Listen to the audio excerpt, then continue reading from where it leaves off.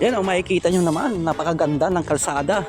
Ito yung nakakasako pa pala dito, yung bulusan. Yan, makikita nyo naman o. Kaya kung mahilig kayo mag rides o sa mga ganitong lugar na hindi nyo nadaanan pa o napuntahan, pwede kayo dito kasi napakaganda dumaan dito. Ito yung daan na papunta ng Pamagdalena, Matnog. Yan, makikita nyo naman o, napakaganda ng lugar na to, nakapaka-presko. Kaya mapapawaw kayo dito pag nakita yung mga tanawin dito, napakaganda. Tsaka sulit ditong biyahe natin kasi maraming makikita natin na magagandang tanawin. Yan, kaya shout out na lang dito sa isang nadaanan natin na barangay. Hindi ko alam kung anong barangay to, pero makikita mo naman natin, no? Napaka siwalas ng panahon, napakaganda ng panahon. Hindi tayo inabutan ng ulan dito ngayon kahit na medyo makulimlim sa mga dinaan natin kanina. Kaya ngayon lang tayo ulit nakadaan dito. Tingnan nyo naman, no?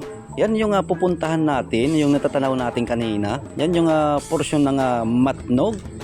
Pero mauunad dito yung isang yung barangay yata itong tinatawag na Talaungan ng Santa Magdalena. Pero sakop pa yun ng Santa Magdalena, Talaungan. Kaya makikita naman natin, no? Napakaganda. Lalo madadaanan natin dito yung FMB Resort. Yan. Shout out na lang dito sa mga liblib na lugar na mga barangay. Kaya ingat na lang kayo kung saan man kayo pupunta. Yan, makikita nyo naman, no? Sulit yung biyahe natin. Lalo na napakaganda ng tanawin. Lalo yung mga kalsada dito, sana ma-asphalto to. Lalo ko siguro kung ma-asphalto to, napakaganda tong lugar na to. Maraming dadaan dito na mga vehicle. Sa ngayon, konti lang dumadaan dito ng mga sasakyan.